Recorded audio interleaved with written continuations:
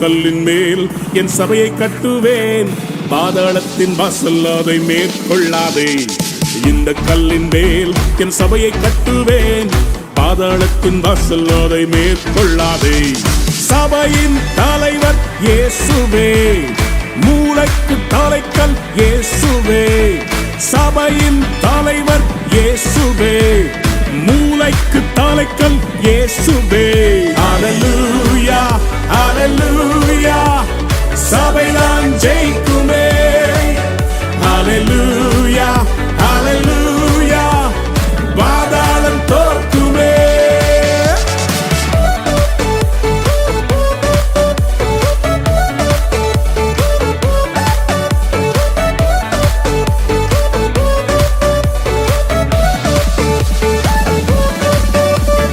ரத்தம் சிந்தி மீட்கப்பட்ட சபை இதுவே, சுத்தம் பெற கிறிஸ்து தந்த ஸ்தலம் இதுவே.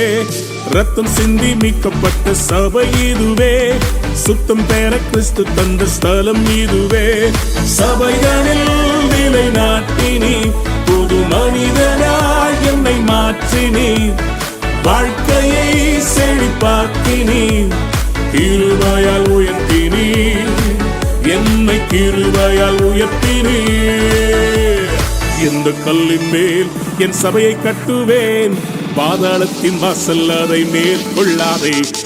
இந்த கல்லின் மேல் என் சபையை கட்டுவேன், பாதாளத்தின் வாசல் அதை மேற்கொள்ளாதே.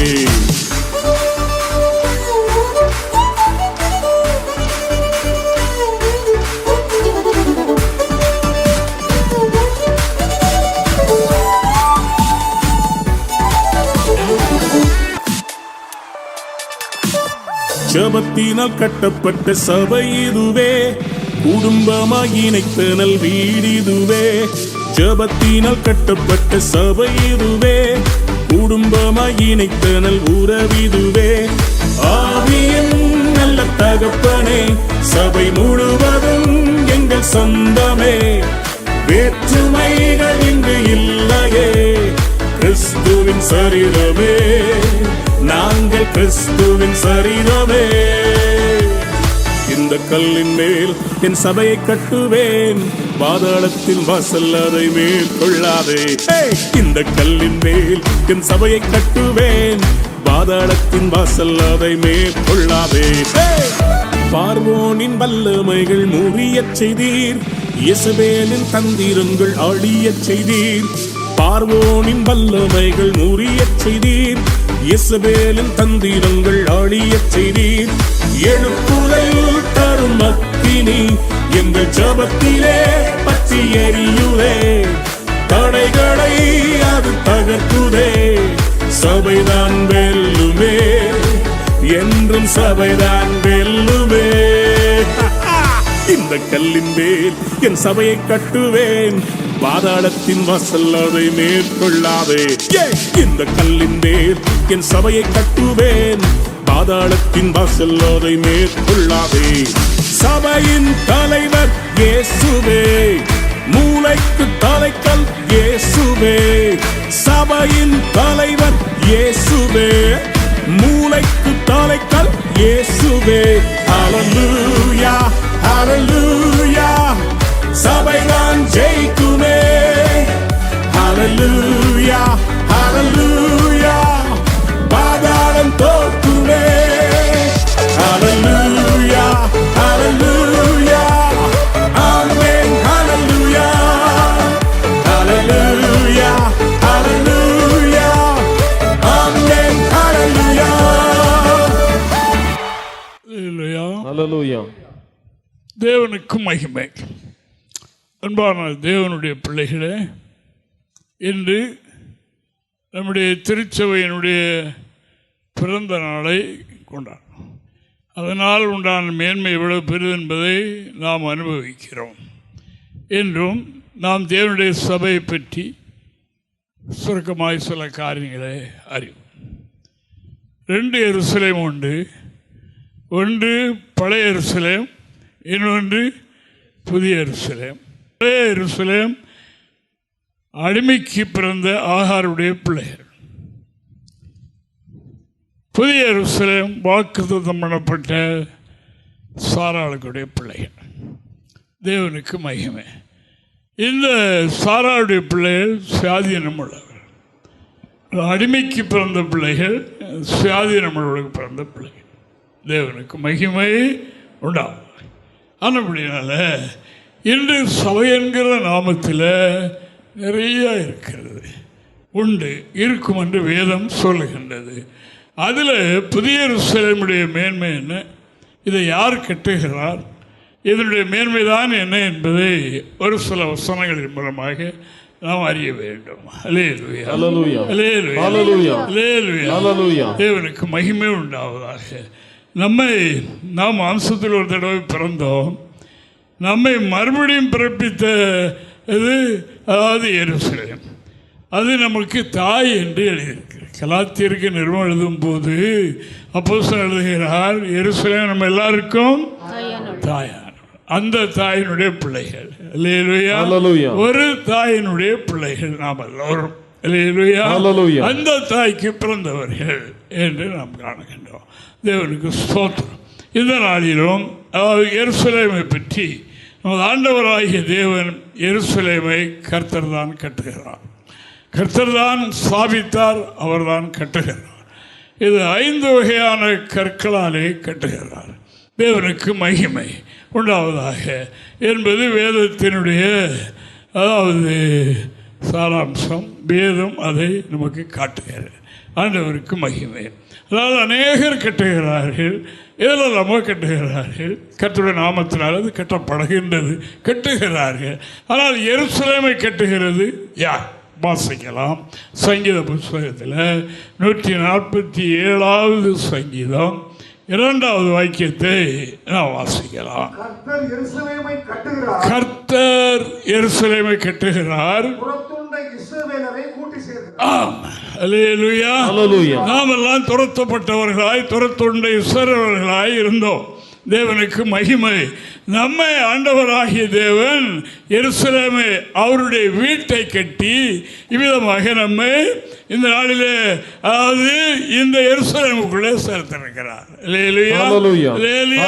நாம் இனி அந்நியர்களும் பரதேசிகளுமாயிராமல் ஒரே நகரத்தாரும் தேவனுடைய வீட்டாருமாக இருந்து இப்படிப்பட்ட அஸ்திபாரத்தின் மேல் கட்டப்பட்டவர்களாக இருக்கிறோம் என்று அப்போஸ்தலனாகிய பரிசுத்த பவுல் எபேசருக்கு நிருபம் எழுதும் போது இப்படி அவர் எழுதுகிறார். எபேசர் 2ஆம் அதிகாரம் 19 முதல் 22 வரைக்கும் வாசிங்க பாப்போம். ஆகையால் நீங்கள் இனி அந்நியரும் பரதேசிகளுமாய் இராமல், தேவனுடைய பிள்ளைகள் கவனிக்கணும், நாம் ஒரு காலத்தில் அந்நியர்களாய், பரதேசிகளாய், அநாதைகளாக, ஆதரிக்க யாரும் இல்லாதவர்களாய், தாய் இல்லாத பிள்ளைகளை போல நாம் இருந்தோம்.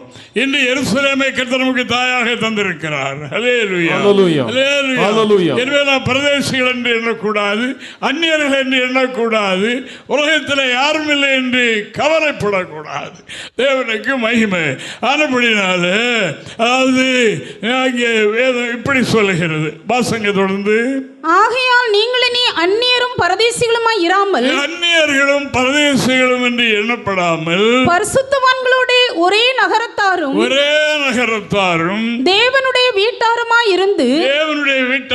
இருந்து அப்போஸ்தலர் தீர்க்கதரிசிகள் என்பவருடைய அஸ்திபாரத்தின் மேல் கட்டப்பட்டவர்களாய் இருக்கிறீர்கள். 2 கல்லுகள், அப்போஸ்தலர், தீர்க்கதரிசிகள், அஸ்திபாரம்.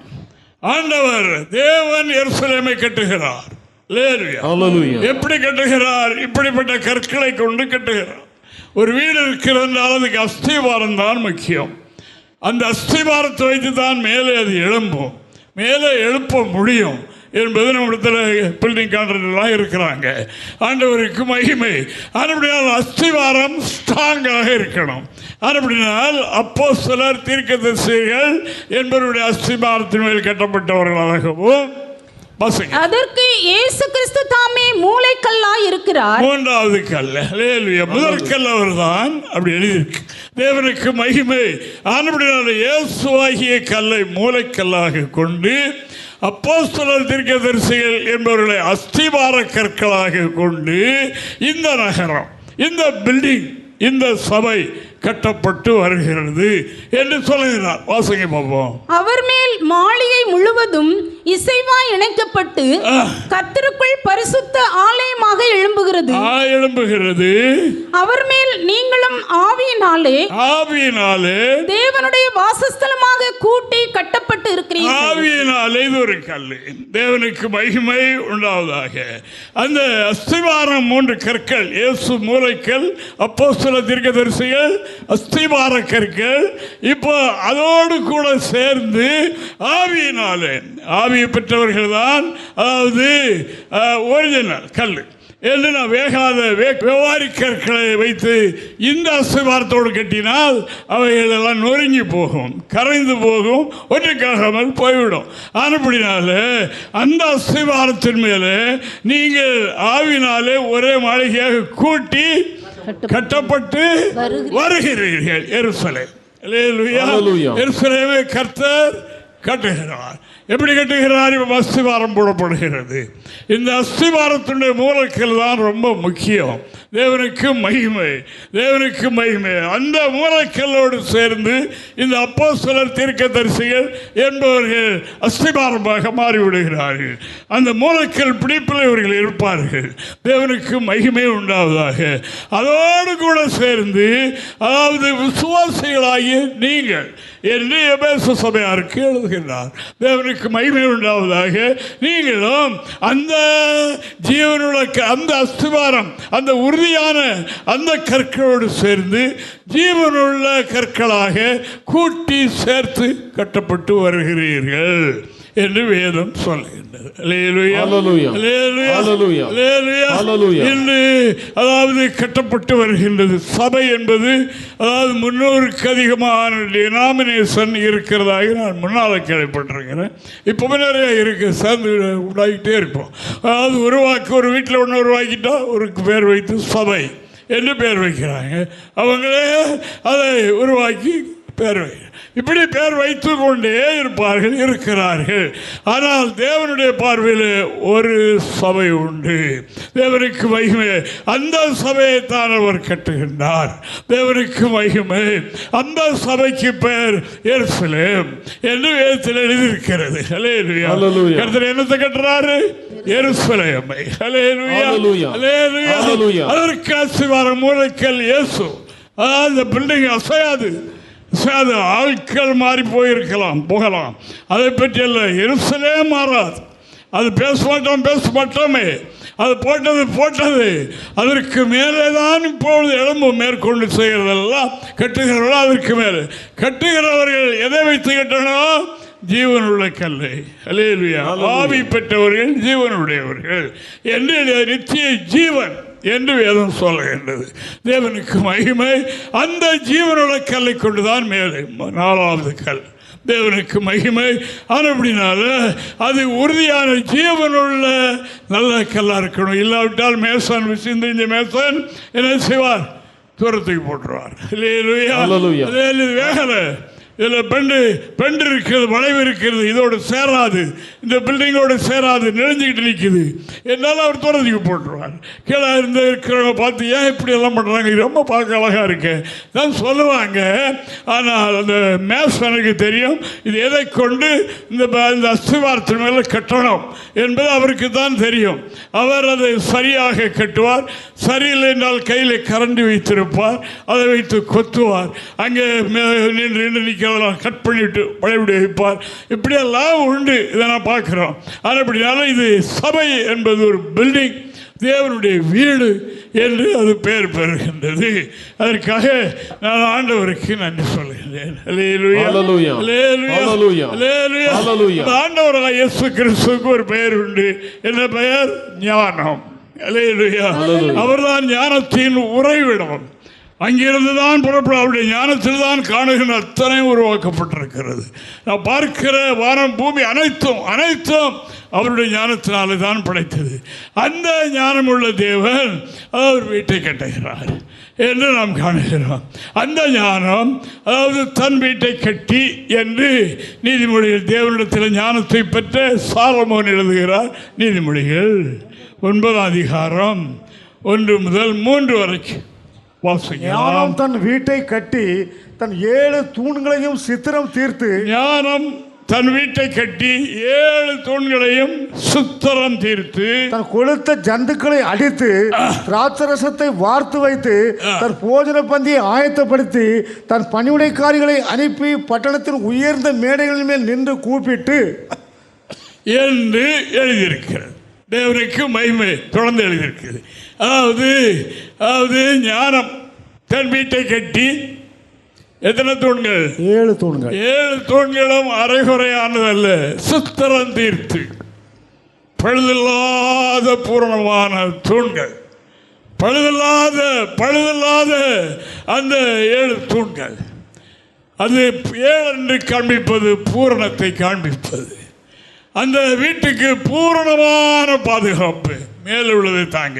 கீழே சிவாரக்கல்லை பார்த்தோம், அது உறுதியானது. அதற்கு மூலக்கல் இயேசு.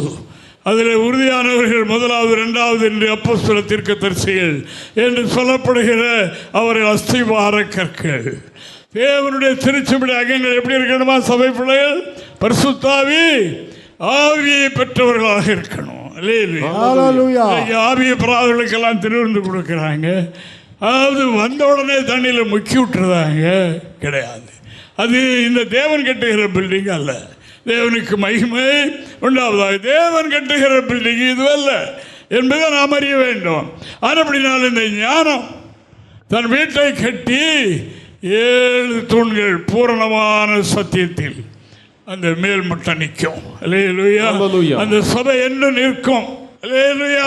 அது அசையாது. கீழே அஸ்திவாரம் ஸ்ட்ராங்கு. தூண்களும் பூரணமாக்கப்பட்ட தூண்கள் எந்த வகையிலும் உடையாது, எந்த வகையிலும் அது பழுது அடையாது. அப்படிப்பட்ட பூரணமாக்கப்பட்ட 7 தூண்களையும் சுத்திரம் தீர்த்து வைத்துவிட்டு தன்னுடைய பணிவிடைக்காரர்களை அனுப்பி என்ன சொல்கிறார்? அதாவது கொளுத்து சந்தை அடித்திருக்கிறேன், வாருங்கள். வந்து பணம் வேண்டாம், காசு வேண்டாம், நீங்கள் ரட்சிப்பை பெறுவதற்கு ஒன்றும் கொடுக்க வேண்டாம், இலவசமாய் வந்து பெற்றுக்கொள்ளுங்கள் என்று அது அழைக்குமா. உயர்ந்த இடங்களிலிருந்து அழைக்குமா, கூப்பிடுமா. இதான் இந்த காலம். திருச்சபை அஸ்திபார உபதேசம் 7 உண்டு. புரண்டல் எழுதியிருக்கு, நீங்கள் பார்த்துருப்பீங்க. தேவனுக்கு மகிமை உண்டாவதாக. அன்பான தேவனுடைய பிள்ளைகளை, எருசலேமை கர்த்தர் கட்டுகிறார். உறுதியான அஸ்திவாரம், பழுதற்ற சத்தியம். அந்த சத்தியத்தை கொண்டு அந்த தூணுக்கு மேல்தான் சபை நிற்கணும். நிற்கும். சத்தியம் இல்லாதெல்லாம் அழிந்து போய்விடும். அந்த வீடு நிலை நிற்காது என்று வேதம் சொல்கின்றது. அப்போஸ்தலர் பவுல் அவர் ஊழியத்திற்கு தூர இடத்தில் இருக்கின்ற நேரத்தில் தன்னுடைய உத்தமகுமாரனாகிய தீமோத்தேயுக்கு ஒரு நிருபம் எழுதுகிறார். என்ன எழுதுகிறார் என்றால், என்னுடைய உத்தமகுமாரனாகிய தீமோத்தேயுவே, நான் சீக்கிரமாக ஒரு இடத்துல வருவேன். அப்படியே காலதாமதம் ஆகிவிட்டாலும் தேவனுடைய வீட்டில் நடக்க வேண்டிய விதத்தை நான் உனக்கு எழுதுகிறேன். நீ தேவனுடைய வீட்டில் எப்படி நடந்து கொள்ளணும். அந்த வீடு சத்தியத்துக்கு தூண ஆதாரமானது. அங்கே சத்தியம் மாற்றப்படக்கூடாது. சத்தியம் சத்தியமாக மக்களுக்கு போதிக்கணும். சத்தியத்துக்கு மாறாக மக்கள் இருந்தால் அவர்களை கடிந்து கொண்டு சீர்படுத்தணும். அன்பாய் புத்தி சொல்லணும். இப்படி நீ நடந்துக்க அவர் வாலி போகுது என்று தெரிகிறது. தேவனுக்கு மகிமை உண்டாவதாக. அதான் எழுதுகிறார் நிருபத்தில். அதாவது அவருடைய இளமையை குறித்து ஒருவனும் ஒன்றை அதாவது குற்றப்படுத்தாதபடி நான் வாசிக்கிறதுலேயும் புத்தி சொல்லுகிறதுலேயும் தெய்வீக காரியங்களையே நிலைத்திரு என்று சொல்கிறார் அல்லவா ஒரு இளைஞர். அவர் ஒரு வாலிபன். ஆனபடினால நான் உனக்கு எழுதுகிறேன், நீ அந்த வீடு, அந்த வீடு சபை இருக்கிறது அல்லவா, தேவனுடைய வீடு இருக்கிறது அல்லவா, அது என்ன எப்படிப்பட்டதா, அதாவது இப்படிப்பட்டது என்று அவர் எழுதுகிறார். இங்கே வாசிங்க பார்ப்போம். 1 தீமோத்தேயு 3 அதிகாரம் 15வது வாக்கியத்தை வாசிங்க. தேவனுடைய வீடு என்றால் என்ன? மேலே சொன்னார் 7 தூண்களையும் சுத்திரம் தீர்த்து. அங்கே மேலே அதற்கு கூரை, அந்த வீட்டுக்கு மேல் மட்டும் அமைக்கப்படுகிறது. அதில் அது நிற்கும். அந்த உறுதியான தூணிலே அது நிற்கும் என்று அசையாது.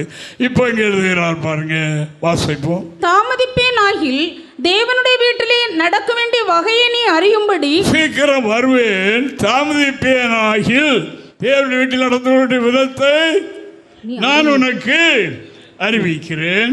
இவைகளை உனக்கு எழுதுகிறேன். அந்த வீடு ஜீவனுள்ள தேவனுடைய சபையாய், அந்த வீடு ஜீவனுள்ள தேவனுடைய சபையாய், சத்தியத்துக்கு தூணும் ஆதாரமுமாய் இருக்கிறது.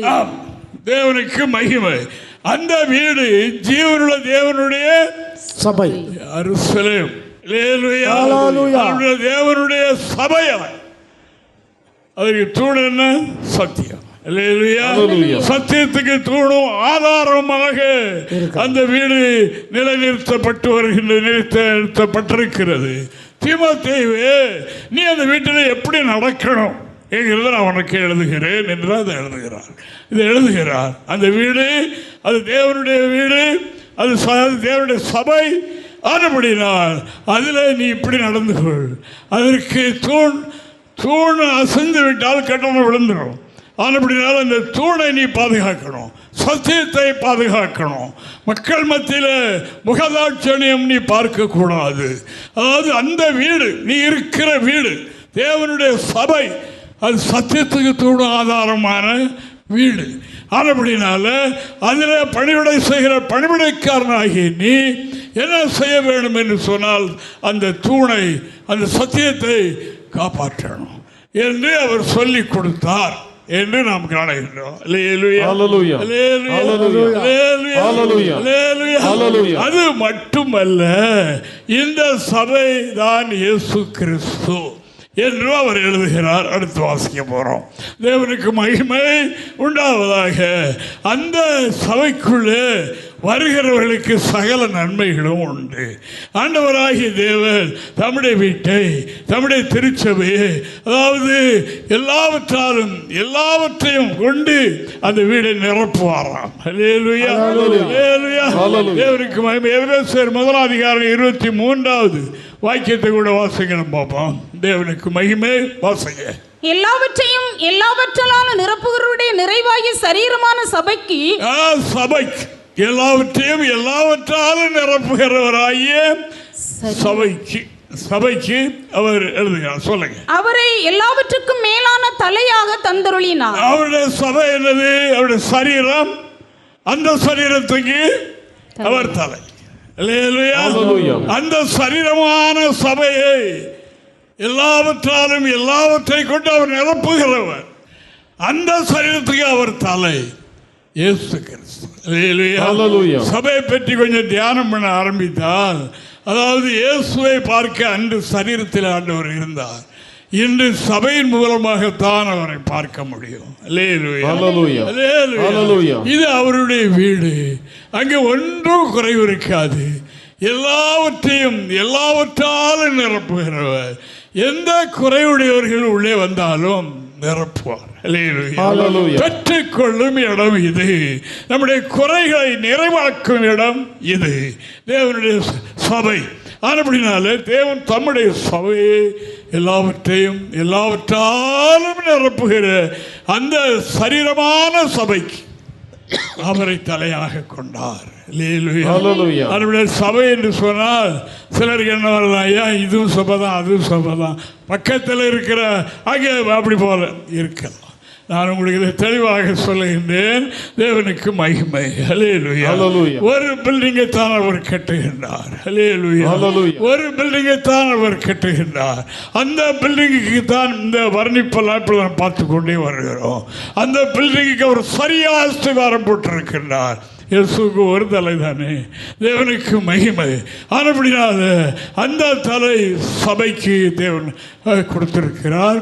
அந்த சபையாகிய சரீரத்தில் அதை அவர் பொருந்த பண்ணியிருக்கிறார். தலையும் சரீரமும் சேர்ந்தான் இயேசு கிறிஸ்து. அப்படினால இந்த சபையை ஆண்டவர் எல்லாவற்றாலும் நிரப்புகிறார். சபை என்றால் உள்ளே வருகிற மக்களுக்கு என்னென்ன தேவைகளோ நன்மைகளோ அவசியமோ அவைகளெல்லாம் கொடுக்க ஒரு வல்லவராக இருக்கிறார். அதைத்தான் நான் வேதத்தில் அடிக்கடி படிப்போம். அங்கே என்னுடைய பரிசுத்த ஜெப வீட்டில் அவர்களை அழைத்து கொண்டு வந்து அங்கே நான் அவர்களை மகிழ பண்ணுவேன் என்று சொல்லவில்லை. Hallelujah. குறைவோடு அழைத்து வருகிறவர்களை நிரப்புகிறவர், கட்சிகளோடு வருகிறவர்களை விடுதலை ஆக்குகிற இடம் இது. ஏனால் இது சரீரம், இயேசுவின் சரீரம். இதற்கு இயேசு தலை. அப்படினால எந்த குறைபாடு வருகிறவர்களா இருந்தாலும் சரி, அப்படிதான் செய்துட்டு இருக்கார் ஆண்டவர். எவ்வளவு அற்புதமான காரியம் செய்கிறார். நான் சொல்ல போனால் குவிந்து விடும். சிலர் நினைப்பாங்க நம்ம சபையில் என்ன அற்புதம், என்ன எங்கெல்லாம் சொல்லுவாங்க, சின்னதை கண்ணு மூக்குச்சு பெருசாக சொல்லலாம். நிறைய திறந்தோர் நடக்கிறது. நேற்று தம்பி வில்சன் நான் பார்க்குறேன். அப்போ பேசும்போது தான் ரோட்டில் அடுத்த பக்கத்து போகிற வண்டி விட்டுக்கிட்டு இருக்க நேரத்தில் 2 பிள்ளைகள், காலேஜ் பிள்ளைகள் வந்து ஸ்பீடாக வந்து வண்டியில் மோதி அது இழந்து விழுந்து ஒன்றுக்கு வெட்டு வந்து அப்படி ஆஸ்பத்திரி தூக்கிட்டு போயிருக்காங்க. இவர் வண்டியும் டேமேஜாக போயிடுச்சு. மோதினது அவங்களாக்கும். மோதினது அவங்க தான் அவதாரம் கொடுக்கணும். இப்போ இவர் வண்டிக்கு இப்போ ஆயிரக்கணக்காக செலவு பண்ணணும். நாட்டினுடைய கேடு. ஆனால் திருச்சபைக்குள் இருக்கிற மக்களுக்கு கர்த்தர் என்ன செய்கிறார் என்பதை தான் நான் உங்களுக்கு சொல்கிறேன். அப்படி ஆயிடுச்சு. அவங்க அங்குள்ள ஒரு ஒரு லாயர் பிடித்து இவ்வளோ பணம் தர்றோம் சொல்லி இவ்வளோ பணம் வாங்கி கொடுத்துருங்க. யார் பணம் கொடுக்கறது? யார் கொடுக்கணும்? தேவனுக்கு மகிமை. கேட்கும்போது ஆச்சரியமாக இருக்குது. நேற்று கூப்பிட்டு விட்டாங்க, உடனே வரோம். எஸ்ஏ மிரட்டினார், 70,000 உடனே கொடு, எல்லாரும் பிடிச்சி உள்ளே போட்டு தூக்கி போட்டு சட்டையெல்லாம் கலத்து எல்லாம் அமைத்து. ஒருவரும் கிடையாது. கர்த்தர் எருசலேமில் வாசமாயிருக்கிறார். கொஞ்ச நேரத்தில் மேலுள்ள அதிகாரத்திலிருந்து போன் வந்தது. அவருக்கு மேலிருந்த அதிகாரத்திலிருந்து என்ன அங்கே என்ன நடக்கிறது இப்படி கேள்விப்படுகிற, உடனே ஆளவழி அனுப்பு என்று சொல்லி உடனே அவனுக்கு டிரான்ஸ்ஃபர், உடனே தண்டனை. வந்தவங்க எல்லாம் எந்த வழியாக ஓடினார் என்று தெரியாது. இது நேற்று நான் கேள்விப்பட்ட ஒரு காரியம். இப்படி ஏராளம் உண்டு. பயப்படாதீர்கள், தைரியமாயிருங்க. நான் உறுதியான இடத்துல அசுகாரம் போட்ட வீட்டில் வந்திருக்கிறோம்.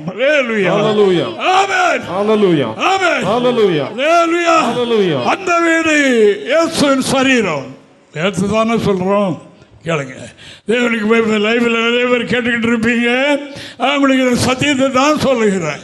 தேவனுக்கு மகிமை உண்டாவதாக. அந்த சபை தேவனுடைய சரீரம். அந்த சரீரத்துக்கு தேவன் தலையானார். அந்த சபைக்கு பிதாவாகிய தேவன் தன்னுடைய குமாரனை தலையாக தந்தார். ஆனபடினால் அன்பான தேவனுடைய பிள்ளைகளை, இது ஒரு ஜெப கூட்டம், ஜெப வீடு என்று எண்ணி விடாதீர்கள். இது சரியான தேவ தரிசனத்தோடு ஆரம்பிக்கப்பட்ட சபை. அதாவது இந்த சபை பாம்பேயில் ஸ்தாபிக்கப்பட்டது தேவனுடைய மனிதனை கொண்டு. அப்போ அவர் தமிழ் மக்களுக்கு ஆண்டவர் சொன்னார், என்னுடைய சபை எழுப்பு அப்படின்னு சொன்னார். சொல்லி பல தடவை வற்புறுத்தினபடியினால அதுக்கு ஒரு பெயர் வைக்கணும். ஜெபம் பண்ணும்போது கர்த்தர் வெளிப்படுத்தினார் சபையினுடைய பெயர். இந்த பெயருடைய சபை எழுப்படும். அப்போ அங்கே என்ன நினைத்தார்கள் என்றால், தமிழ் மக்களுக்கு சபை இல்லை, அதனுடைய தமிழ் புதிய எருசலேம் சபை என்று எழுதணும் என்று எழுதி ஆர்டிஸ்டை வர சொல்லியாச்சு. திருப்பி ஜெபம் பண்ணும்போது கர்த்தர் சொன்னார், இல்லை, முழு உலகத்திற்கு இது சபை, தேவனுக்கு மகிமை, இது ஒரு தனிப்பட்ட லாங்குவேஜ் அல்ல என்று வைக்கப்பட்டது. இங்கே ஆரம்பிக்கிறது, முழு உலகத்தில் ஸ்தாபிக்கும். அருமையான கர்த்தருடைய பிள்ளைகளே, இது கர்த்தருடைய சபை. எங்களுக்கு தெரியுமில்ல, நாங்கள் ஆரம்பித்த நாங்களும் பெருமைக்கு இல்ல அஸ்திபார கற்களாக இருந்தவர்கள் தான். சபையினுடைய ஆரம்ப அஸ்திபார கற்களாக இருந்தவர்கள். ஆனால் இப்படினாலும் சபையினுடைய சூழல் வரலாறு முழுவதும் நமக்கு கொஞ்சம் தெரியும். அல்லேலூயா. Hallelujah. அல்லேலூயா. Hallelujah. அப்படினால் அருமையானவர்களே, நாம் இருக்கிற இடம் தேவனுடைய வீடு, தேவனுடைய சபை. இதை எல்லாவற்றை கொண்டு எல்லாவற்றால் நிரப்புகிற இடம். இதற்குள் வருகிறவர்கள் அது எதற்காக நிரப்புகிறார்? வருகிற எல்லாருடைய குறையும் தீர்க்க. Hallelujah. அங்கே வந்து ஆண்டவரே எனக்கு என்ன வேணும் கேட்கிறீர்களோ அதை கொடுக்க அவர் அங்கே இருக்கிறார். அவர்தான் சரீரம். அவர் எங்கே இருக்கிறார்?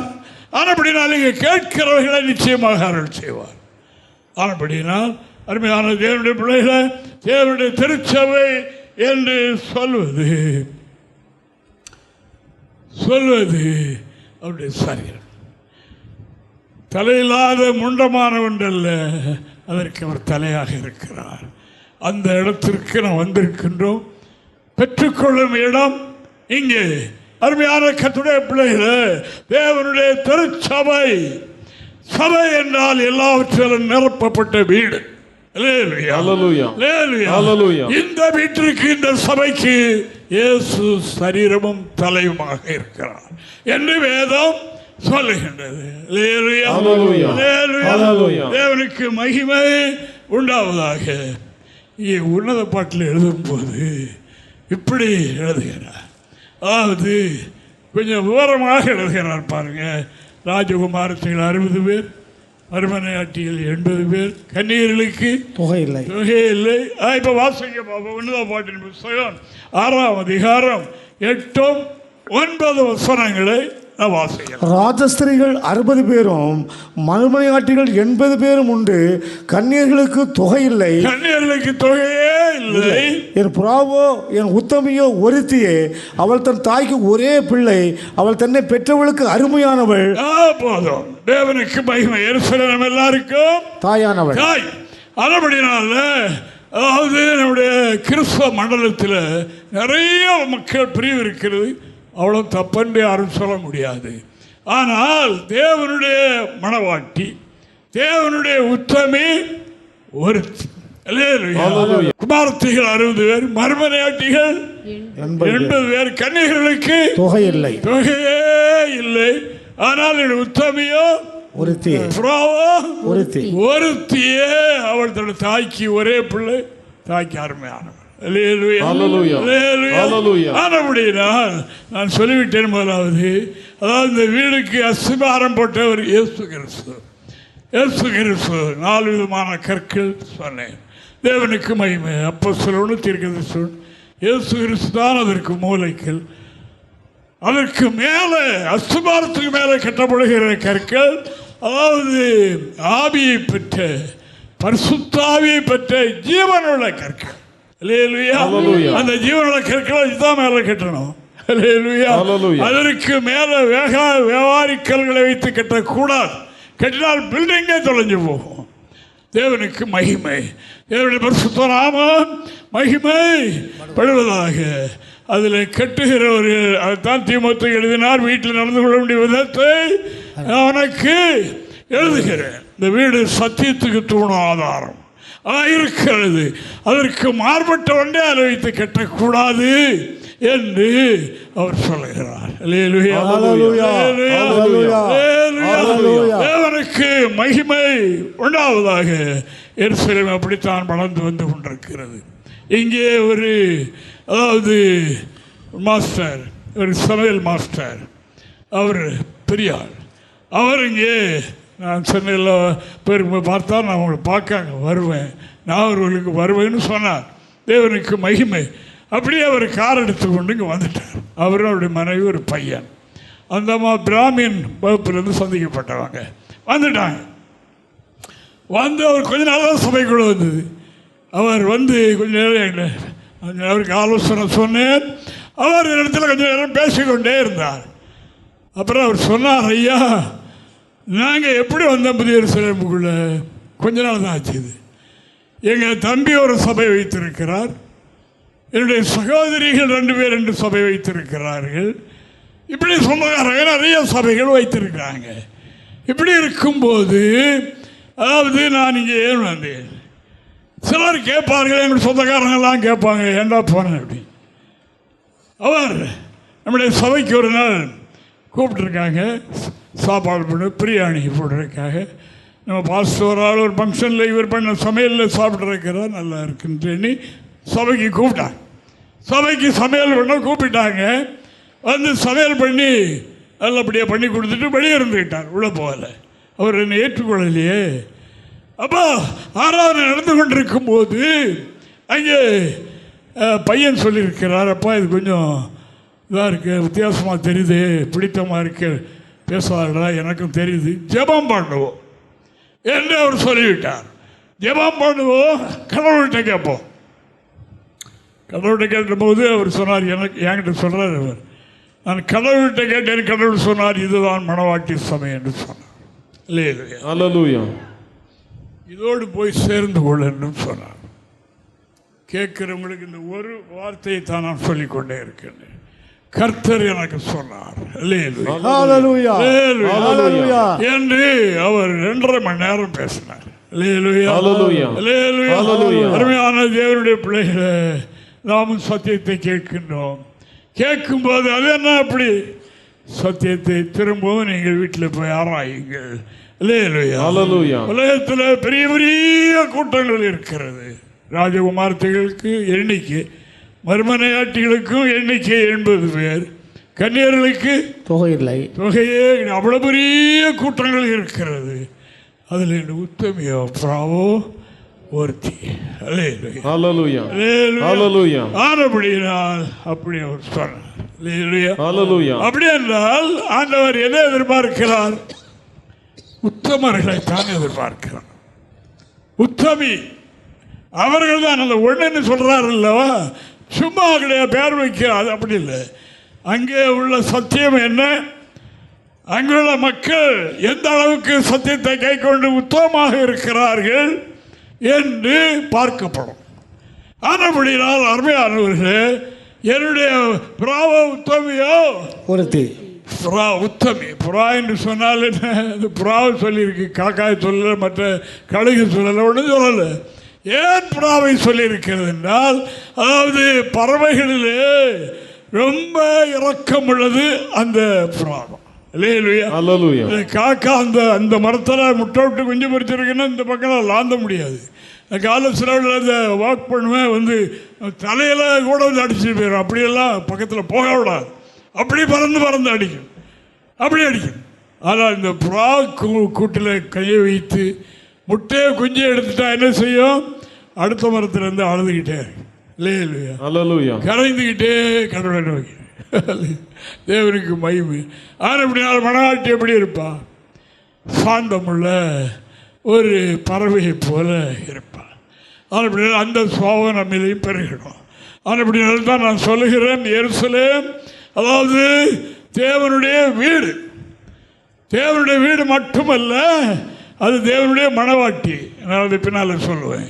தேவனுக்கு மகிமை உண்டாவதாக. ஆனபடியினால இந்த உத்தமமான இந்த இடத்தில், இந்த உத்தமையை தயார் பண்ணுகிற இந்த இடத்துல என்ன இருக்காதான்? அருவருப்பான செய்கை ஒன்றும் இருக்காது. பரிசுத்தவான்களுடைய ஐக்கியத்தில் துன்மார்க்கர்கள் இருக்க மாட்டார்கள். இது ஒரிஜினல். ஒரே ஒரு தீ. அவள் எப்படி இருப்பாள்? உத்தமையாக இருக்கணும். புதிய எருசலேம் என்றால் அதுதான். நான் வலியுறுத்துகிறது தான். அந்த வீட்டுக்கு தூண் என்னது? சத்தியம். அந்த சத்தியத்தில் பழுதில்லாமல் எழுப்பினவர் இயேசு. ஞானம் தன் வீட்டை கட்டி 7 தூண்களையும் சுத்தரம் தீர்த்து, பழுது பார்த்து சுத்தரம் தீர்த்து, அது ஒரு குறையும் இல்லாமல் நிறுத்தப்பட்ட தூண், பில்லர். 7 பூரணமான அந்த எண்ணிக்கைக்குரிய தூண்கள் அங்கே நிறுத்தப்பட்டு, அதற்கு மேலே தான் அந்த புதிய எருசலேம் வீடு, புதிய எருசலேம் சபை, அதற்கு மேலே சத்தியத்துக்கு மேலே. அப்படினால் தீமோத்தேயுவே, நான் வர பிந்திய நாளும் நீ தேவனுடைய வீட்டில் எப்படி நடந்துக்கிறதுங்கிறது உனக்கு சொல்லுகிறேன் என்று சொன்னார். வெளிப்படுத்த 21:27 நான் படிக்கும்போது இங்கே இங்கே பரிசுத்தவான் எழுதினார் பாருங்க, வாசிக்கலாம். தீட்டுள்ளதும் அருவருப்பையும் பொய்யையும் நடப்பிருக்கிறதும் ஆகிய ஒன்றும் அதில் பிரவேசிக்கிறதில்லை. ஆட்டுக்குட்டியானவரின் ஜீவ புஸ்தகத்தில் எழுதப்பட்டவர்கள் மாத்திரம் அதில் பிரவேசிப்பார்கள். இது எதை பற்றி எழுதியிருக்கிறது? எருசலேம், புதிய எருசலேமை பற்றி. இந்த புதிய எருசலேம் ஒரு உத்தம கூட்டமாக இருக்கலாம். இது அப்படிப்பட்ட ஒரு சூதுவாது கட்ட எண்ணங்கள் உடையதாக இருக்கக்கூடாது. இருந்தால் அது நீதிமானுடைய சபையில் நிற்காது என்று வேதம் சொல்லி சிலர் திடீரென்று காணாம போது பார்த்தீங்களா? அதுதான். ஆனால் உத்தமர்கள் வந்து சேர்வார்கள். நிறைய இருக்கார்கள், நிறைய இருக்கிறார்கள்.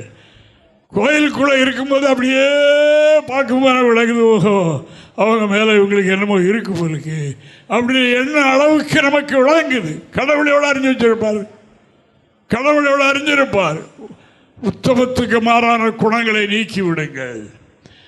இது வந்து மற்றபடி இப்போ நான் பார்க்கறதில்ல. தீட்டுள்ளது, அருவருப்பு, பொய் இவைகளை நடப்பிக்கிறது என்றும் பிரவேசிப்பதில்லை. அந்த புதிய எருசலேமுக்குள்ளே நிற்காது, அதுக்குள்ளே பிரவேசிக்காது என்பதை உங்களுக்கு சொல்லிக் கொடுக்கிறேன். பிரவேசிக்காமல் நிற்காமல் இருந்தால் அப்போ கதி என்ன? அதை நான் உங்களுக்கு வேறு சொல்லவில்லை. தேவனுக்கு மகிமை. ஆனபடினால் அன்பான தேவனுடைய பிள்ளைகளே, ராஜகுமாரத்திகள் உண்டு, மர்மனையாட்டிகள் உண்டு, ஆனால் கன்னிகை ஒன்று. அவள் ஒருத்தியே, அவள் என்ன, அவள் தன் தாய்க்கு மிக அருமையான, சபைக்கு ரொம்ப அருமையான, சபை தானே தாய். அந்த சபைக்கு அவர்கள் அருமையானவர்களாக இருப்பார்கள். அவர்கள் எல்லா சத்தியத்தையும் கை கொள்வார்கள். நான் இந்த பொருட்படுத்த பிறகு சத்தியத்தை கை கொள்ளாத யார் யாருங்கிறதெல்லாம் எனக்கு லிஸ்டே இல்லை, உள்ளத்தில் இருக்கு, எழுதி வைக்கல. உள்ளத்தில் இருக்குது. அதாவது சத்தியம் என்பது அங்கே இல்லை, ஆனால் திருப்தியாகத்தான் இருக்கிறது போல் நான் அறிகிறேன். ஆனால் அது என்ன செய்யாது, குறிக்கப்பட்ட காலத்தில் பாதிப்பு இருக்கு. ஆனபடியினால் அன்பான தேவனுடைய பிள்ளைகளே, தேவனுடைய வீட்டிலே நடந்து கொள்ள வேண்டிய விதத்தை உனக்கு நான் எழுதுகிறேன். நான் தூரத்தில் இருக்கிறேன். ஆனபடினால் அந்த வீட்டில் அது சாதாரண வீடு எண்ணி விடாது. அந்த வீட்டுக்கு அவர் சரீரமும் தலையுமாக இருக்கிறார். அந்த வீட்டுக்குள் தாகத்தோடு குறைவோடு வருகிறவர்களை நிரப்பும்படியாக அந்த சபை, தேவனுடைய சபையை எல்லாவற்றை கொண்டு நிரப்பி வைத்திருக்கிறார். வருகிற இந்த சபையில் என்ன பாவமன்னிப்பு கொடுக்க மட்டும்தானே, எந்த குறையா இருந்தாலும், எந்த பிரச்சனையா இருந்தாலும் அதை தீர்க்க சபையில் நிறைந்த நன்மையோடு இருக்கிறார் ஆண்டவர். ஆண்டவருடைய சரீரம். நீங்கள் எவைகளை ஆண்டவரிடத்தில் விரும்புகிறீர்களோ கர்த்தருக்கு சுத்தமானதும் பிரியமானதும் உங்களுக்கு வாய்க்கும். ஆனால் பெற்றுக்கொள்வதற்கு அந்த வீட்டில் நீங்கள் உத்தமர்களாகவும் இருக்கணும் என்று கர்த்தருடைய வார்த்தை சொல்லுகின்றது. சகோதரனே, கொஞ்சத்தில் உண்மையாயிருந்தால் அநேகத்தின் மேல் அதிகாரியாயிரு சொல்லுவார். அப்படிப்பட்ட இடம் இது. அதாவது நிறைய கூட்டங்கள் உலகத்தில் இடம்படும். பெரிய பெரிய கூட்டங்கள்லாம் இருக்குது. அவைகளெல்லாம் தொகை இல்லாமல் இருக்கும், எண்ணிக்கை இருக்காது, லட்சக்கணக்கில் கூடுற கூட்டங்கள்லாம் இருக்கு. ஆனால் தேவனுடைய உத்தமே ஒருத்தி. அவள் தன் தாய்க்கு ஒரே பிள்ளை அருமையானவர் என்பதை நாம் மனதில் பதித்துக் கொள்வோம். இது எல்லாருக்கும் விளங்குகிற ஒன்று அல்ல. ஆண்டவருக்கு மகிமை உண்டாவதாக. ஆனபடினால் அன்பானவர்களே, இங்கே சங்கீதக்காரன் சொல்லும்போது இந்த வார்த்தை சொல்ல எனக்கு சில வேளையில் கஷ்டமாக இருக்கும். ஆனாலும் பாருங்க, நமக்கு ஒரு பிள்ளை தெரியும், படிப்பே வராது, காலேஜில் கொண்டு சேர்த்துட்டாங்க, படிப்பே வராது, ஒன்றும் தெரியாது. அப்போ அது ரொம்ப சங்கடப்பட்டு நான் போகல, எனக்கு ஒன்றும் விலங்குகள் எல்லாரும் சிரிக்காங்க அப்படின்னு சொல்லும். அது ரொம்ப ரொம்ப பிள்ளைகள், வேண்டிய பிள்ளைகள். அப்போ அப்படின்னு நிறுத்தியாச்சு. ஒரு டீச்சர் அனுதாபம் கொண்டு அப்படி சொல்லாதீங்க, அவங்கள அந்த பிள்ளை அப்படி விட்டால் எதிர்காலம் பாதிக்கப்படும் ஆனால் அப்படினாலும் என்கிட்ட கொடுங்க, நான் அதை படிக்க வைக்கிறேன், படித்து கொடுக்குறேன் என்று அது காலேஜ் முடிந்த பிறகு வீட்டுக்கு வர சொல்லி கொடுத்தா டிகிரி முடித்து பெரிய லெவலில் ஆயிடுச்சு. அப்படினால இப்போ நமக்கு என்ன சொல்லப்படுகிறது என்றால், அதாவது நான் போன வாரத்தில் சொன்ன நினைக்கிறேன், 3 வருடமாக கனியை தேடி வருகிறேன், 3 வருடமாக தேடி வருகிறேன் என்று ரொம்ப கஷ்டமான வார்த்தையை அடுத்தாலும் சொல்கிறார். ஆனபடினால் ஆண்டவருக்கு அது விருப்பம் இல்லை. அந்த தோட்டக்காரன் என்ன சொல்லுகிறான், போகிறேங்க ஐயா, இந்த வருஷம் பார்க்குறேன், திருந்திட்டா பார்க்குறேன், இந்த கறி கொடுத்தா பார்ப்பான், இல்லைண்ணா அப்படின்னு வருது பார்த்தீங்களா.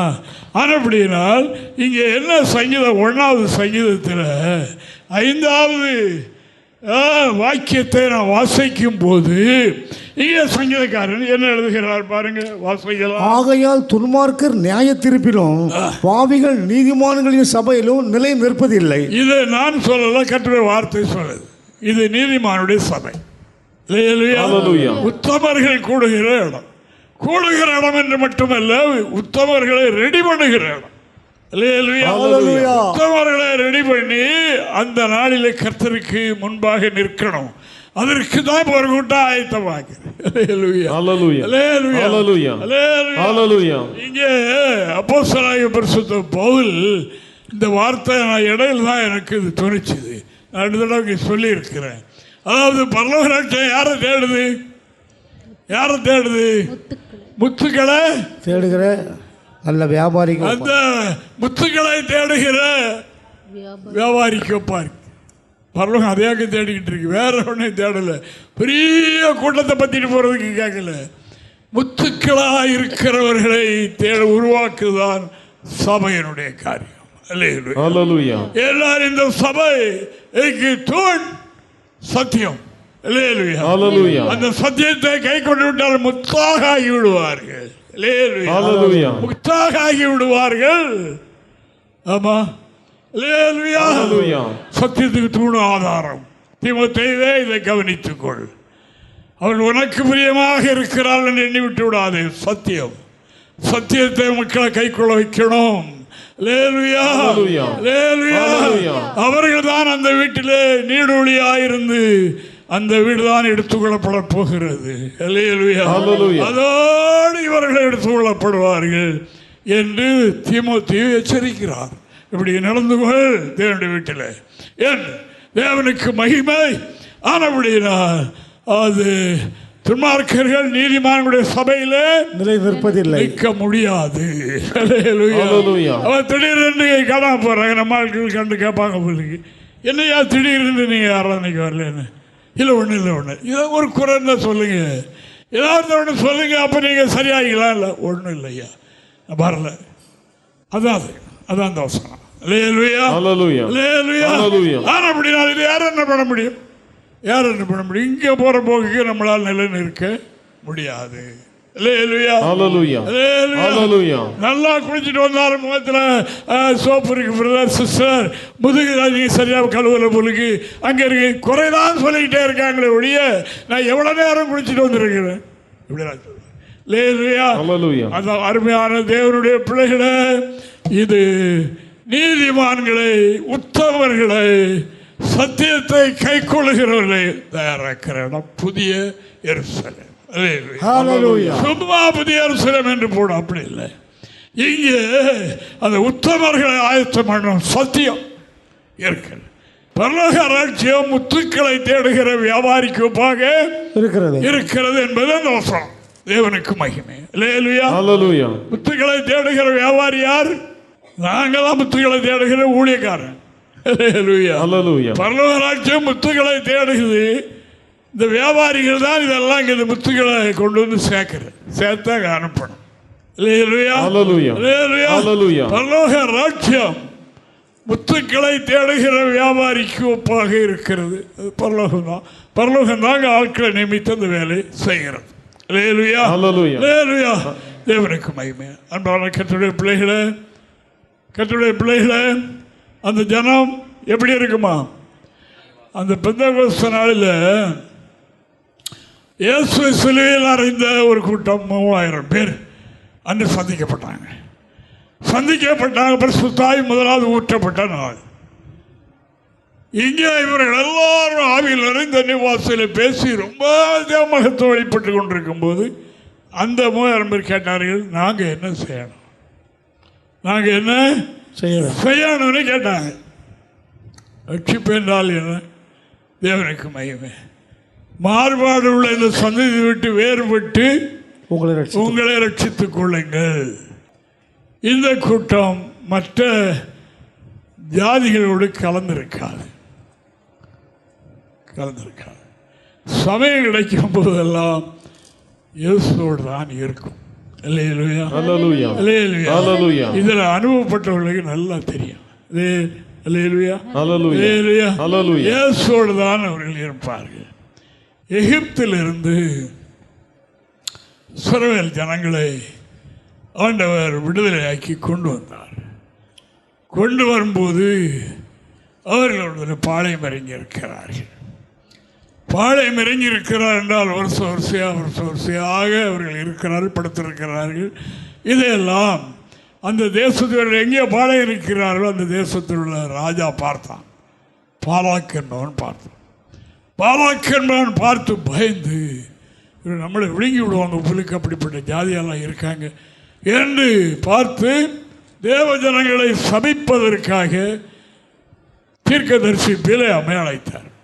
தேவனுக்கு மகிமை. இந்த காலத்தில் ராஜாக்கள் அப்படித்தான். யுத்தத்துக்கு போகிறதுக்கு முன்னால் தீர்க்கதரிசிகளை அவர்கள் ஏற்கனவே தீர்க்கதரிசி வச்சுருப்பாங்க. போகணுமா போக வேண்டாமான்னு அவருடைய கேட்டுட்டு தான் போவாங்க. இல்லை, அவர்கள் ஆசீர்வதித்தால் ஆசீர்வாதம், சபித்தால் சாபம் என்பதை தெரிந்திருந்தபடியினால் அவர்களை அப்படி அப்போ பிலேயாமை கூப்பிட்டு, இந்த ஜனங்களை நீ சபிக்கணும், உனக்கு நாங்கள் வேண்டிய வெகுமதி தருவோம் என்று சொன்னார். வேண்டிய வெகுமதியை உனக்கு தருவோம். அவனிடத்தில் ஆண்டவர் சொல்லிவிட்டார், அதை நான் ஆசீர்வதித்த ஜனம், அதை நீ சபிக்க கூடாது, நீ சபித்தாலும் நான் சபிக்க மாட்டேன் என்று சொல்லியிருந்தார். இவனும் ராஜாவோட சொல்லிட்டான், பாலாக்கு கிட்ட, அது நான் சபிக்க முடியாது, கர்த்தர் என்ன சொல்கிறாரோ அதை சொல்ல. இப்போ உயர்ந்த மேட்டில் அவன் ஏறி அந்த ஜனங்களை பார்வையிடுகிறான். அவர்கள் எப்படி இருந்தாலும் மடங்கி படுத்திருக்கிற சிங்கங்களை போல படுத்திருந்தார். வாசிக்க பார்ப்போம் என்னாகமத்தில். தேவனுக்கு மகிமை உண்டாவதாக. 23ஆம் அதிகாரம் 9வது வாக்கியத்தை. கண்மலை உச்சியிலிருந்து நான் அவனை கண்டு, அங்கே இவன் பார்த்தான் அந்த ஜனங்கள் எப்படிப்பட்டவர்கள் என்று அங்கிருந்து நான் பார்த்தேன். குன்றுகளிலிருந்து அவனை பார்க்கிறேன். அந்த ஜனங்கள் ஜாதிகளோடு கலவாமல் தனியே வாசமாயிருப்பார்கள். இந்த ஜாதி ஜாதிகளோடு கலவாமல் தனித்து வாசமாயிருப்பார்கள். அந்த வேறுபாடு,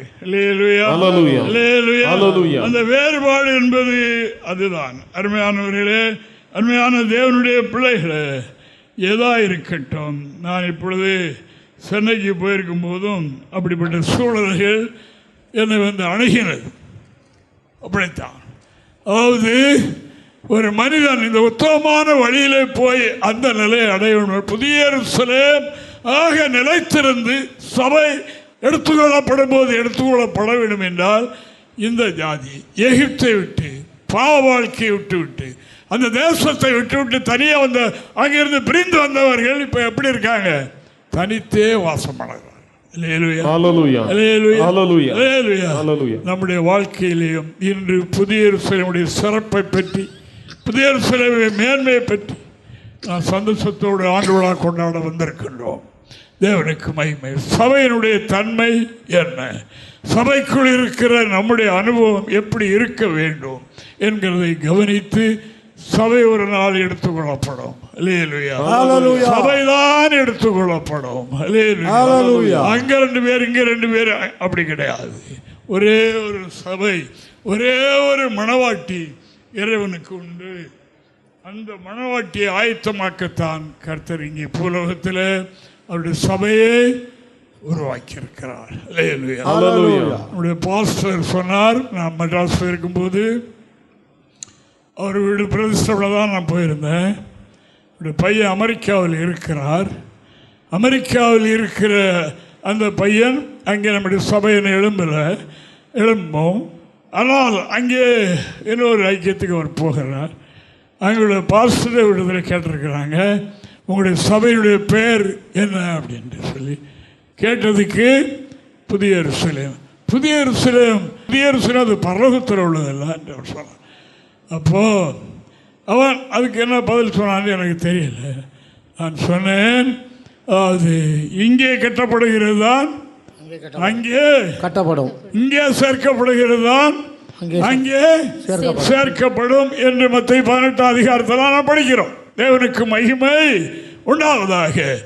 ஆனால் அப்படின்னாலும் இங்கே அந்த மேலே இருக்கிற பரம எருசலேமுக்கு ஆள் சேர்க்கிற இடம் தான் இது. துபாயில் கம்பெனிக்கு ஆள் வேணும் என்றால் மெட்ராஸில் வந்து ஆள் எடுப்பாங்க. இன்டர்வியூ வைத்து இங்கேருந்து எடுத்து எங்கே அனுப்புவாங்க? துபாய்க்கு அனுப்புவாங்க அந்த கம்பெனிக்கு. அதே மாதிரி பரம எருசலேம் மேலே இருக்குது. அது மேலே இருக்கிறனால பரம எருசலேம், இது புதிய எருசலேம் பூமியில் இருக்கிறது. இதனுடைய வேலை என்ன? அந்த அந்த பரம எருசலேமில் யார் இருக்கிறா? ஆயிரமான தேவதூதர்களும் பூரணமாக்கப்பட்ட நீதிமான்களுடைய ஆவி அங்கே இருக்கிறது. பூரணமாக்கப்பட்டவர்கள் அங்கே இருக்கிறாங்க அந்த பரம எருசலேமில்.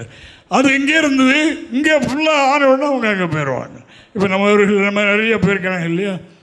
நம்மவர்கள் நிறைய பேர் அது பூரணமாகி போயிட்டாங்க அங்கே. இப்போ அங்கே இருக்கிறாங்க. நாளைக்கு நாம் போகும்போது நம்மளை வரவேற்க அங்கே இருக்காங்க.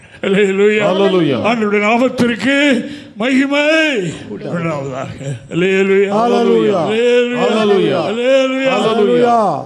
அதான் நம்ம மாஞ்சாலம் ஓட்டு பாஸ்டர் இடத்துல நான் பேசிகிட்டு இருந்தேன். எல்லா பிராஞ்சை விட உங்கள் பிராஞ்சில் தான் நிறைய பேரை பரலோகத்துக்கு அனுப்பியிருக்கிறீங்க அப்படின்ட்டு சொன்னேன். அவர் சிரித்தார். ஆமாம், நீங்கள் இப்போ கொஞ்சம் பேர் ஞானஸ்தானத்துக்கு இருக்காங்க, வயசான ஆட்கள். என்னமோ அவங்க பாவம் செய்ய மாட்டாங்க.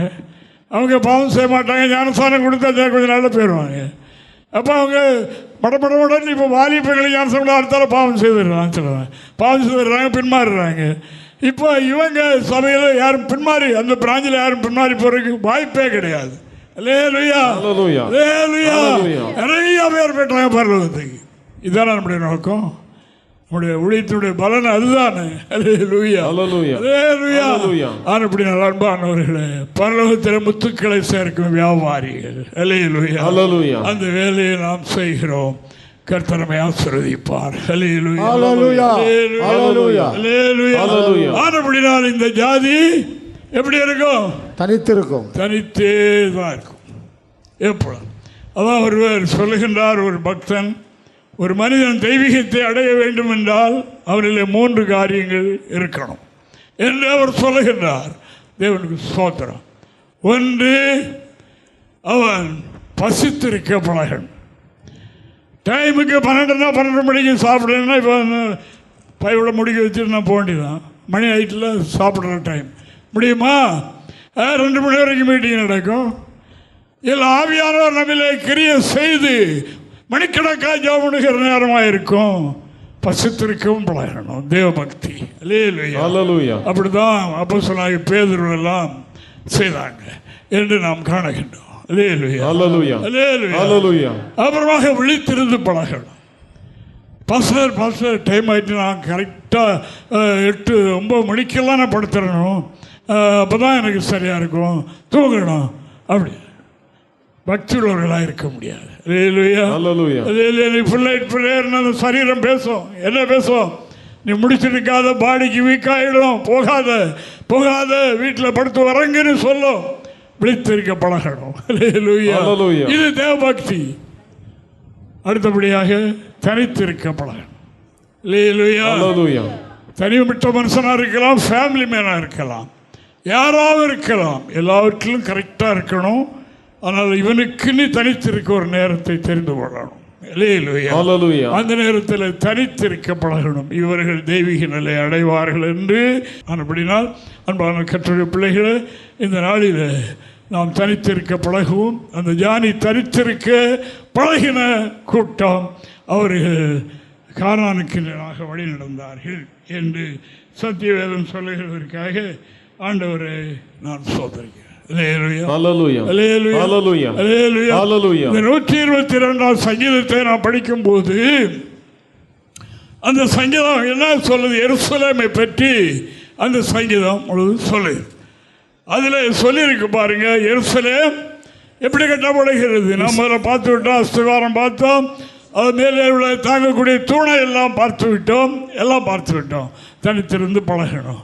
இங்கே என்ன படுகிறது என்றால் 122ஆம் சங்கீதம் தேவனுக்கு மகிமை 3-4 வசனங்களை வாசிக்கும் போது அந்த எருசலேம் என்று சொல்லப்படுவது எப்படி கட்டப்படுகிறதாம்? வாசிங்க. எருசலேம் இசைவினைப்பான நகரமாய் கட்டப்பட்டிருக்கிறது. இசைவினைப்பான நகரமாய் கட்டப்பட்டிருக்கிறது. அங்கே இஸ்ரவேலுக்கு சாட்சியாக கர்த்தருடைய ஜனங்களாகிய கோத்திரங்கள் கர்த்தரின் நாமத்தை ஸ்தோத்திரிப்பதற்கு போகும். அங்கே போவாங்க. அந்த எருசலேம் எப்படி கட்டப்படுகிறது? இசைவினைப்பான. இசைவினைப்பு, அன்பின் ஐக்கியம். இசை ஒன்றுக்கொண்டு அப்படி வேறுபட்டு நிற்காது, இணைந்து. மேசனைகளுக்கு தான் தெரியும் கல்லை எப்படியெல்லாம் வச்சு கட்டணும்னு. ஒரு ஏடி அடிக்கிட்டு போனால் கிராக் அடிச்சது இல்லையா, தெரியுமே. ஆனபடினால எருசலேம் எப்படி கட்டப்படுகிறது? இசைவினைப்பு, அஸ்திபாரம் சரியாய் போடப்பட்டிருக்கிறது. மேலே வைத்து கட்டுகிறதெல்லாம் ஜீவனுள்ள ஆவியின் அபிஷேகம் பெற்ற கற்கள் வச்சு கட்டப்படுகின்றது. அது இசைவினைப்பாக கட்டப்படுகிறது. ஆனபடினால் நம்மவர்கள் அந்த இசைவினைப்பனை நீங்கள் பெருக்கிக் கொள்ள வேண்டும். தேவனுடைய ஜாதி. அடிக்கடி ஆண்டுடைய வார்த்தை சொல்லும், ஒரு மனம் ஒற்றுமை. அதற்கு மாறாயிருக்கிறவைகளை அகற்றிவிட்டு நாம் எருசலேம், நம்ம ஒவ்வொருவரும் இந்த எருசலேமுடைய கற்கள், ஜீவனுள்ள கற்கள். மேலே இந்த மாளிகையை கட்டி முடிப்பதற்கு உதவியாக இருக்க வேண்டியது நாம் ஒவ்வொருவரும். அந்த கல் இசை ஒழுழைப்பாக இருக்க வேண்டும் என்று வேதம் சொல்கிறேன். சகரங்கோயில் பகுதியில் துரசாமியப்புரம் என்ற ஒரு இடம் இருக்கிறது, ஒரு குக்கிராமம், சின்ன கிராமம். அதில் நம்முடைய ஆலயம் கட்டப்பட்டது. அந்த ஆலயம் கட்டப்பட்டிருக்கிற பூமி ஒரு மாந்தரவாதியினுடைய பூமி. தேவனுக்கு மகிமை. அவருடைய பையனை நாங்கள் ஊழியத்துக்கு எடுத்து விட்டோம் என்பதற்காக எங்களை அட்டாக் பண்ணுவதற்கு அந்த மாந்திரவாதி கடும் முயற்சி பண்ணினவர். தேவனுக்கு மகிமை உண்டாவது. அவருடைய பெயர் சர்க்கரை புலவர். அந்த ஏரியா முழுவதும் அவருடைய கைக்குள்ளே, அவரை மிஞ்சி ஒன்றும் செய்ய முடியாது. அப்படி இருந்த அந்த வீட்டிலே பையன் ஒருவர் நம்ம ஊழியராமார். அவர் நாங்குநேரி பக்கம் சர்வே டிபார்ட்மெண்ட்டில் இருக்கும்போது வேலை பார்க்கும்போது சந்திக்கப்பட்டோம். அவருடைய வீட்டுக்கு நாங்கள் சென்றோம். அந்த மாந்திரவாதி ஒரு ஸ்கூல், மேனேஜ்மெண்ட் ஸ்கூல் நடத்துகிறவர். அங்கே அப்போ அவர் எங்களை எப்படி அட்டாக் பண்ண, ரொம்ப ஐயா என்றவார். ரூமில் தங்கிடுங்க, உங்களுக்கு சகல வசதி செய்து தர்றேன் சொல்லிட்டு ராத்திரி அவர் உள்ளே இருந்து எங்களுக்கு ஆவிகளை நாங்கள் அவர்களை கண்டோம், ஜெபம் பண்ணினோம், வீட்டில் சொல்லிட்டு வந்தோம். அவர் இப்படி பண்ணுகிறார், அட்டாக் ஆகும், கவலைப்படாது. 4-5 நாளில் ஒரு கால்கை வழங்காமல் நாக்கு வழங்காமல் ஆனார். அந்த டைமில் எங்களுக்கு அழைப்பு வந்தது, போனோம். அங்கே போய் அவரை சந்தித்து ஆலோசனை சொன்னோம். வேறு வழி இல்லை, ஜீவகாலம் முழுவதும் ஆக்கிரம் படுக்கையில். அவர் ஒப்பு கொடுத்தார், பாவ அறிக்கை செய்தார், ஞானஸ்தானம் பெற்றார். அவருடைய பூமியில் அந்த ஆறு. நான் எதை சொல்ல போகிறேன் என்றால், இப்போது நம்முடைய சபையில் பெரிய பெரிய பாஸ்டர்ஸ்களாக இருக்கிறவங்கெல்லாம் அப்போ ஜிசிடி காலேஜில் கோயம்புத்தூரில் படிச்சுக்கிட்டு தான் 10-15 பேர் ஒரே ரூமில் சாய்பாபா காலனியில் ஒரு வீட்டில் தங்கியிருந்து சமையல் பண்ணி சாப்பிட்டு கொண்டு அவர்கள் படித்து கொண்டிருந்தார். உத்தமர்களாக இருந்தார்கள். அவ்வளவு இப்போ பெரிய பெரிய ஆட்களாக இருக்காங்க, வெளிநாட்டில் இருக்காங்க, பல இடங்களில் இருக்காங்க, பெரிய பெரிய வேலையில் இருக்காங்க, பாஸ்டர்ஸ்களாக இருக்காங்க. தேவனுக்கு மகிமை. இப்படி இருந்தது. அப்போது ஒரு நாள் அங்கேயே அந்த ஆலய பிரதிஷ்டை, மறுநாள் ஒரு கன்வென்ஷன், 3ஆம் நாள் அவருக்கு கல்யாணம் அந்த பாஸ்டருக்கு. இப்படி நடந்தது. நான் ஒரு நாள் வெளியே போய்விட்டு உள்ளே வந்தேன் ராத்திரி நேரத்தில். அங்கே சாப்பாடு நடக்கிறது. சாப்பாடு கேட்டு பக்கத்தில் ஒரு பெரிய டேபிள் போட்டிருக்கு, சுற்றி 5 சேர்கள் போட்டிருக்கு. நான் உள்ளே போகும்போது பார்க்குறேன் 5 சேருக்கு மத்தியில் ஒரு இலை போட்டிருக்கு. அந்த ஒரு இலையில சாப்பாடு வைத்து 5 பேரும் சாப்பிடுறாங்க ஒரே இலையில. அல்லேலூயா, அல்லேலூயா. இதெல்லாம் உங்களுக்கு நேரம் கிடந்துட்டு எல்லாம் தெரிஞ்சுக்கிறதுக்கு தான் சொல்றேன். அல்லேலூயா, அல்லேலூயா, அல்லேலூயா. சாப்பிட்டாங்க. அறிவாளிகள் என்ன சொல்லுவாங்க? இது மோசம், சுகாதார கேடு, இப்படிலாம் செய்யக்கூடாதுன்னு சொல்லுவாங்க. இந்த அன்பு ஓவர் ஆயிட்டுனா இதெல்லாம் அடித்து கொண்டு போயிடும். அந்த அன்பினுடைய அதிகரிப்பு இப்படி அப்படி இருந்தது தான் சபை. அல்லேலூயா, இசைவனைப்பு, அல்லேலூயா. அப்படி நான் இருப்போமாக. கர்த்தரை ஆசீர்வதிப்பார். ஒரு வாக்கியம் வாசித்து நான் முடிக்க போகிறேன். அல்லேலூயா, அல்லேலூயா. கேட்ட வார்த்தைகள் உங்களுடைய உள்ளத்தில் பதிந்திருக்கும் என்று நினைக்கிறேன். நாம் இருக்கிற இடம் எது? எவ்வளவு உறுதியாக கட்டப்பட்டிருக்கிறது? அதுக்கு அஸ்திவாரம் என்ன? பில்லர் என்ன? அதனுடைய அமைப்பு என்ன? அந்த சபை ஜீவனுள்ள தேவனுடைய சரீரமாகிய சபை. இந்த சபை, அந்த சபைக்கு அவர் தலை. இயேசு கிறிஸ்து தான் சபைக்குள்ளே, அவர்தான் சபை, அவர்தான் இயேசு கிறிஸ்து தான் சபை என்று நாம் தெரிந்து கொண்டோம். இங்கே எல்லா நிறைவும் இருக்கிறது. எல்லாவற்றாலும் நிரப்புகிற சர்வ சங்கமாகிய சபை இங்கே எல்லாம் இருக்கிறது. உங்களுக்கு என்ன தேவையோ அங்கே நீங்கள் கேட்பீர்கள் என்றால் உங்களுக்கு அருள் செய்யப்படும். அதுதான் திருச்சபை என்பதை உங்களுக்கு சொல்கிறேன். இன்று மணவாட்டி என்ற பெயரால் பலரும் சொல்கிறார்கள். நாம் அதை வாசிப்போம். வெளிப்படுத்தல் 21ஆம் அதிகாரம் 9-10 வசனங்களை வாசிப்பேன். பின்பு கடைசியாக 7 வாதைகளால் நிறைந்த 7 கலசங்கள் அந்த 7 தூதரில் ஒருவன் என்னிடத்தில் வந்து, நீ இங்கே வா, ஆட்டுக்குட்டியானுடைய மனைவியாகிய மணவாட்டியை உனக்கு காண்பிக்கிறேன் என்று சொல்லி என்னை அழைத்தான். நான் அங்கே சென்றேன்.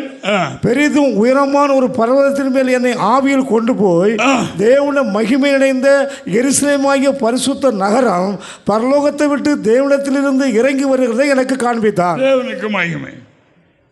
இங்கே வா, ஆட்டுக்குட்டியானுடைய மனைவியை உனக்கு காட்டுவேன். என்னை ஆவிக்குள்ளாக்கி என்னை மேலே கொண்டு போன போது மகிமை அடைந்த எருசலேம். ஆட்டுக்குட்டியான மனைவி யாரு? எருசலேம். ஆட்டுக்குட்டியானுடைய மனைவியை உனக்கு காட்டுவேன் என்றார். நான் அங்கே பார்க்கும்போது மகிமையடைந்த எருசலேம் மேலே இருந்து இறங்கி கீழே வந்தது. இதுவே மணவாட்டி. அதுபடியால் இதுவே மணவாட்டி என்று வேதம் சொல்கின்றது. ஆண்டவருக்கு நான் சொல்கிறேன். மனதில் வைத்து கொண்டு சபையை உறுதியாக பற்றிக்கொள்வோம். தேவனுடைய பிள்ளைகள் வந்திருக்கிற இடத்தை நாம் கண்டிருக்கிறபடினால் தைரியமாக இருப்போம். இந்த எருசலேமில், தேவனுடைய வீட்டில், சபையில் தேவன் எல்லாவற்றையும் நிரப்பி வைத்திருக்கிறார். அங்கே வந்து நம்முடைய தேவைகளை பூர்த்தி செய்து கொள்வோம். கர்த்தர் நம்ம எல்லோரையும் ஆசீர்வதிப்பாராக. ஹல்லேலூயா. எங்களை தொடர்பு கொள்ள வேண்டிய முகவரி: புதிய எருசலேம் சபை, 3/248A தெற்கு சானல் கரை, அனந்தன் பாலம், சாலேம் நகர், ஆசாரிப்பள்ளம் போஸ்ட், நாகர்கோவில் 629201. எங்களது தொலைபேசி எண் 8931313126 மற்றும் 94895299462.